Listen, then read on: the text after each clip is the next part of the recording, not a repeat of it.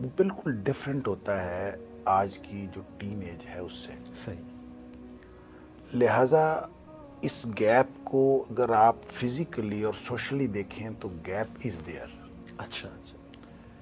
اور نبی اکرم صلی اللہ علیہ وآلہ وسلم کو جو بھیجا گیا، تو قرآن کہتا ہے کہ ہم نے جو بھی کوئی نبی بھی بھیجا ہے الا بلسان قومہ، کہ وہ اس قوم کی زبان کو سمجھتے ہیں.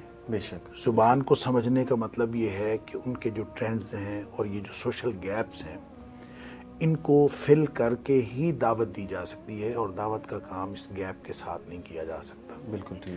اب ظاہر ہے کہ جب آپ براٹ اپ کے اعتبار سے یا سوشلی اس گیپ کو دیکھتے ہیں تو اس گیپ کو فل کرنے کے لیے کیا کرنا چاہیے. صحیح. دو میں سے ایک قریب آئے گا یا دونوں ایک دوسرے کے قریب آئیں گے تو یہ گیپ فل ہوگا. بالکل ٹھیک. جو ہماری دین کی روایت ہے نا، اور اگر آپ چین آف نالج کی بات کریں تو وہ ہمیشہ یہی رہی ہے کہ علماء جو ہیں یہ انبیاء کی وراثت کے ذمہ دار ہیں. ان الانبیاء ورثۃ الانبیاء، ان العلماء ورثۃ الانبیاء. صحیح. علماء انبیاء کے وارث ہیں. لہٰذا یہ جو وراثت ہے انبیاء سے وہ کوئی درہم و دینار کی نہیں چلی، وہ علم کی چلی.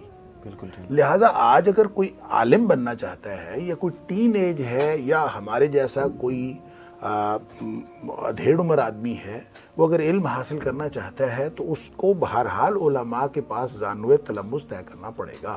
صحیح. پھر یہ اس چین آف نالج کے ساتھ جڑے گا. دیکھیں ایک چیز ہے میں اپنے بچوں کو خصوصیت کے طور پر بتانا چاہوں گا. بیٹے ہم علم کی ایک سند کہتے ہیں، ایک چیز ہے جس کو سند کہا جاتا ہے.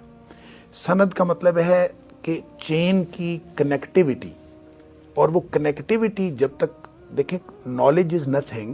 جب ہم دین کے نالج کی بات کرتے ہیں تو وہ دین کا نالج کہاں سے آئے گا؟ ایک دین کا نالج ہے جو آپ بتا رہے ہیں، ایک دین کا نالج ہے جو آپ بتا رہے ہیں، ایک آپ دے رہے ہیں، ایک میں دے رہا ہوں.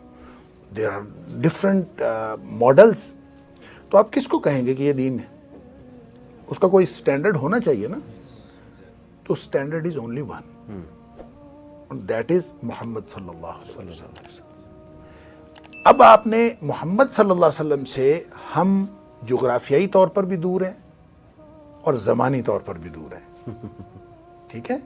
ہم نبی کریم صلی اللہ علیہ وسلم کے پاس بھی نہیں ہیں اور ان کے علاقے میں بھی نہیں ہیں. اب دونوں اعتبار سے ہم بہت فاصلے پر ہیں. یہ فاصلہ کیسے، یہ گیپ کیسے ختم ہوگا؟ یہ فاصلہ جو ہے اس کو ختم کرتے ہیں علماء. لہٰذا ہم علم اس کو کہتے ہیں، اور علم اصل میں ہے ہی وہ دین کا علم جس کی نسبت نبی کریم صلی اللہ علیہ وسلم کے ساتھ جا کے جڑتی ہے. اگر آپ کے علم کا سورس نبی کریم صلی اللہ علیہ وسلم کی ذات نہیں ہے تو آپ کا علم، آپ کا شعور ہو سکتا ہے، آپ کا ذوق ہو سکتا ہے، وہ دین نہیں ہو سکتا. دین وہ ہوگا جو آپ نے نبی کریم صلی اللہ علیہ وسلم سے سنا. نبی کریم صلی اللہ علیہ وسلم سے جن لوگوں نے سنا ہے وہ اب یہاں موجود نہیں ہیں، وہ دور ہیں فاصلے پہ. تو ہمیں ان لوگوں کے پاس جانا پڑے گا جنہوں نے ان سے سنا، پھر انہوں نے ان سے سنا، پھر انہوں نے ان سے سنا، کرتے کرتے یہ چین جو ہے، یہ کنیکٹیوٹی ہم تک پہنچی. بالکل ٹھیک. اور یہ جو کنیکٹیوٹی ہم تک پہنچی ہے اس کو کہتے ہیں سلسلہ سند. جب تک ہم اپنے دین کے نالج کو اس سند سے کنیکٹ نہیں کرتے، ہمارا دین، ہمارا علم ہمیشہ شیلو رہے گا. Very important. وہ ہمارا علم، اس کے اندر وہ کبھی بھی کھوکھلا پن ختم نہیں ہو سکتا جب تک ہم کسی اس بندے کے ساتھ نہ بیٹھیں. دیکھیں نا، سند میں مثال کے طور پر علماء جب حدیث پڑھاتے ہیں یا دین کا علم دیتے ہیں تو پتہ کیا کہتے ہیں کہ اس موقع پر نبی کریم صلی اللہ علیہ وسلم مسکرائے تھے، مثال کے طور پر. اب جب مسکرائے تھے تو استاد مسکرا کے دکھاتا ہے کہ نبی کریم صلی اللہ علیہ وسلم اس طرح مسکرائے تھے. کیوں وہ مسکرا کے دکھاتا ہے؟ وہ کہتا ہے میں نے اپنے استاد سے سنا کہ میرے استاد نے یوں مسکرا کے دکھایا تھا کہ نبی کریم صلی اللہ علیہ وسلم اس طرح مسکرائے تھے، اور میرے استاد نے اپنے استاد سے اسی طرح سنا تھا کہ اور اس نے دکھایا تھا کہ نبی کریم صلی اللہ علیہ وسلم اس طرح مسکرائے تھے.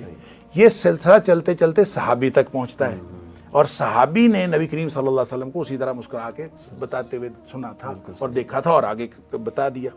اب میرا بیٹا، ہم اگر اس गैप को, जो सोशली और ब्रॉट अप का गैप है, ज़ाहिर है उस असातिज़ा उन स्कूलों में ओ लेवल्स और ए लेवल्स में उलमाए किराम नहीं पढ़े जिनमें आप लोग पढ़ रहे हैं। जो मैंने शुरू में कहा कि सोशली गैप इज़ देयर, लेकिन इस गैप को अगर हमने फिल करना है, we have to go there. हमें उलमा के सामने जाना पड़ेगा, हमें उलमा से जाके अपनी ज़ुबान में अपने मसाइल पूछने पड़ेंगे। और कोई आलिम दुनिया में ऐसा नहीं है, मैं आपको अर्ज़ करता हूँ कि छोटे से छोटा आलिम हो, वो बिल्कुल छुपा हुआ हो, मुझे यकीन है इस बात का, अगर वो सच्चे दीन का आलिम है और दुरुस्त आलिम है, तो वो जितना मर्जी लो प्रोफाइल का आलिम हो, कोई दुनिया में आलिम ऐसा नहीं है जो किसी मसले की तफहीम नहीं रखता, उसको अंडरस्टैंडिंग नहीं है। अंडरस्टैंडिंग है।